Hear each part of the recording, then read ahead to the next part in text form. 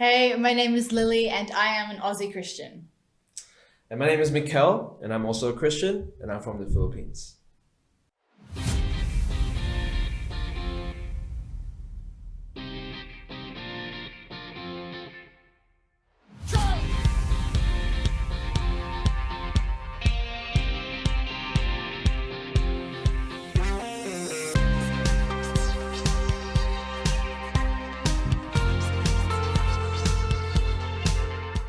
Hey guys, welcome to our Christian cross-cultural discussion. My name is Claire and I will be hosting today's chat.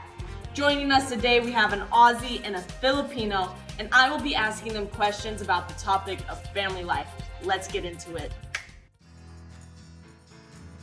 What is your role in the family? I'm the eldest child in my family, so I have more privileges and responsibilities than, let's say, my 6-year-old sister. I stay up later than her and I do more dishes than her, typically speaking. I would say my parents were a mixture of strict and chill, meaning that, they wanted me to do well in school, but they weren't like, you have to be the best, you have to be the best, you have to get into the best uni and get like only A pluses and stuff like that, which is nice. Generally speaking though, my siblings and I all have very similar expectations on us, which is quite a cultural thing. There's not like a lot of emphasis on a specific child in Australia, I don't personally think. But something that's not as cultural is the respect that is expected of us kids to our parents and to each other. And I think that comes more from like our faith, and it gives us quite a strong bond, which is really good. I mean, as far as East is from the West, I'm the middle child, and I have 2 sisters. And so my father used to tell me, well, still tells me, how when he's not around, he's away for work, and I'm the only man in the house, the only one that's around. So he tells me, Mikkel, you're the man of the house, so you take care of your sisters and your mother. Oh, so that's if your mother cool. tells you to go for groceries, go for groceries. And if your mother tells you to get something from the top shelf, get it from the top shelf, So it's really that my dad really teaches me that, you have to take care of them, provide for them, and make sure everyone is safe as well. And I like that. yeah, the Bible does talk about how we should provide for our relatives and especially in our own household. So yeah. Yeah, that's good. How were you disciplined growing up? I mean, for me, it would be, let me just, boom. This thing was part of my childhood, literally, and you're wondering, what? Slippers? No, it's not slippers. It's beating. This is the symbol of what a beating is, literally.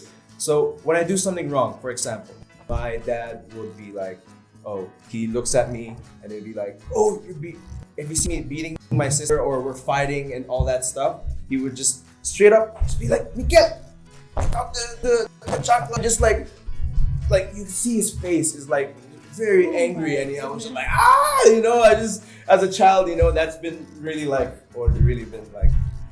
it was scarred. It was very I was very scarred, but at the same time, it did teach me not to, he really made sure I did not do those things. You learned the lesson. Yeah, I learned the lesson from just looking at his face.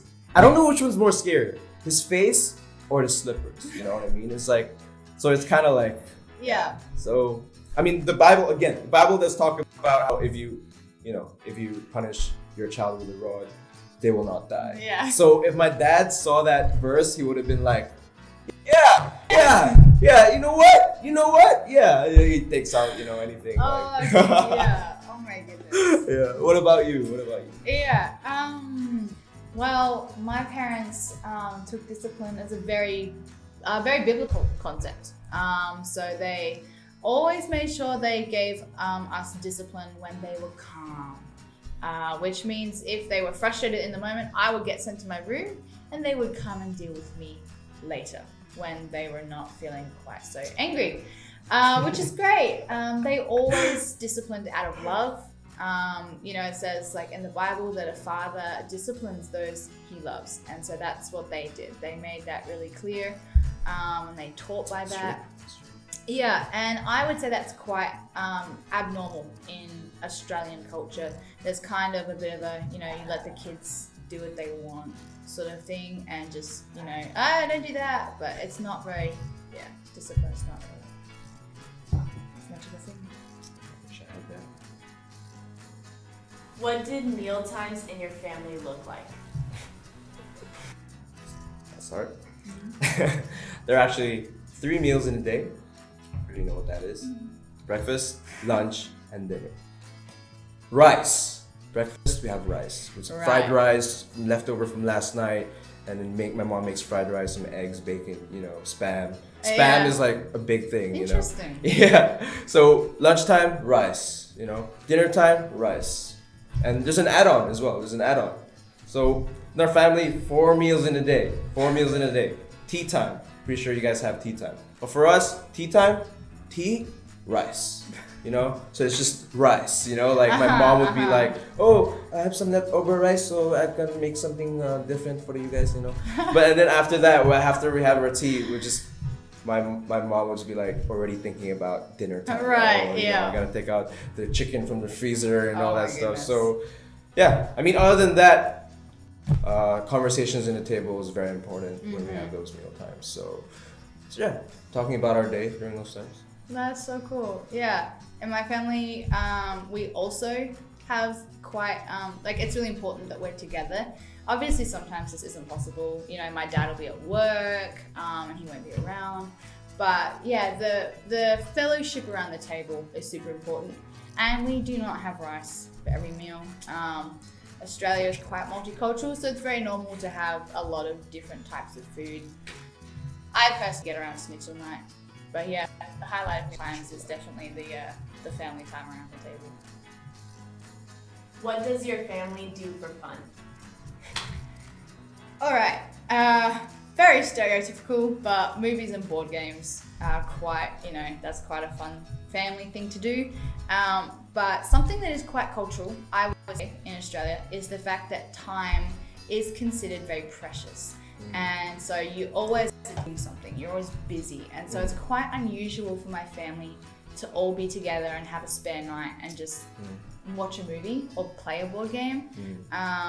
However, something that's not as cultural is the fact that my family will cherish any time together. Like we enjoy each other's company. So even if we're doing jobs like in the garden, if we're all together, chances are we'll be having some good conversation.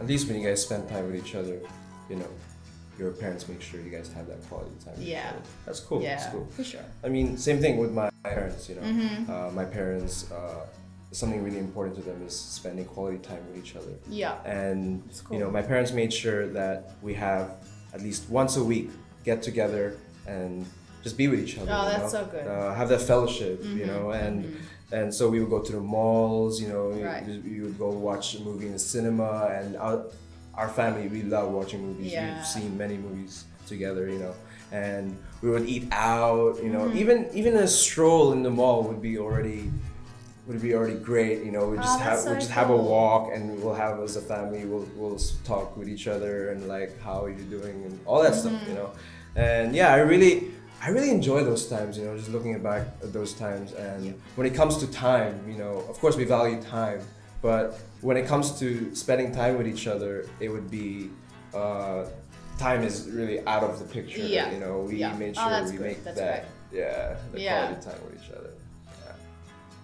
What is an important value that you have learned from your family? My parents taught me basically all of the moral code in my life. They taught this through words and through actions. But something that I feel really stands out to me with this question is that they taught me about kindness, and they taught me that you need to be kind to people who have less than you and people that the world would say don't deserve it, kind of like that Good Samaritan idea. And this is something that they taught by word and action. Like they demonstrated this. My parents would be very quick to, buy someone's groceries if they found out that they were having like a rough day and stuff. They would do that at the drop of a hat. And I, think about that now, and I'm like, oh, that's so cool, man. I hope I can be like that. And it was very much a biblical principle of Jesus was kind to everybody, so we need to be kind to everybody. It's cool. Hospitality is something that I've learned from my family, and I felt that something have a big value into it. I don't know if my parents realize it. Maybe it's just come naturally to them, but I realize this is something that's very important to them.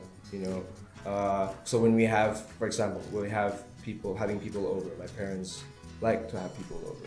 When we have people over, my mom would say, "Oh, in 2 hours, your tita and your tito, your aunties, you know, and your uncle, your tita and your tito will come over and they will come in 2 hours. So get ready. You make sure you shower. Oh, actually, before you shower, you vacuum the floor and help me cook and all that stuff, Great. And my dad would be part of that too. He would tell me all those things as well, and then I'm like, okay, cool. All right, try to clean my room, even though my parents tell me clean your room, and I'm just like, you're not gonna go in my room. Like, clean your room. I'm like, okay, they'll ask me to clean everything, make sure everything is in place, make sure the picture on the wall is not tilted, you know what I mean? Yeah. So, yeah, I mean that is something very important to my family when it comes to hospitality. So when our relatives or guests come over to our house, my mom or my dad will offer them, "Oh, do you want anything to drink?" And of course food will always be there, and that is out of the question. I think it's in our culture to offer food all the time. Always have to have food on the table. Yeah, that's cool. And even though it's just snacks, it would literally be dishes, So I mean the Bible does talk about offering hospitality to one another. So, I think you can relate to that. Great. Thank you guys, that was a great conversation.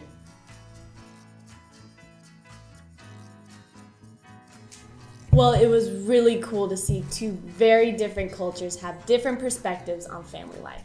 Now, a few things stood out to me.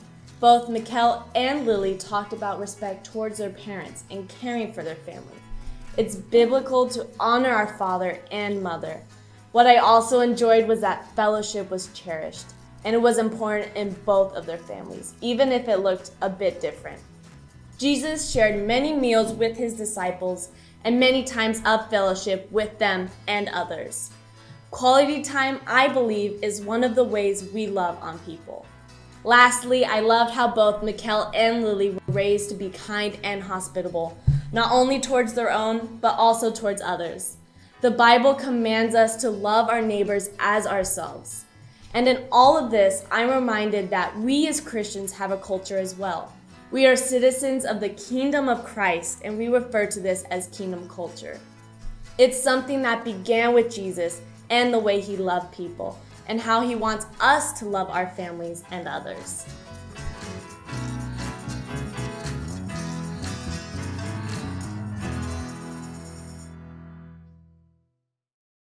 If you guys enjoyed the video, you can like and subscribe, or you can leave a comment in the comment section.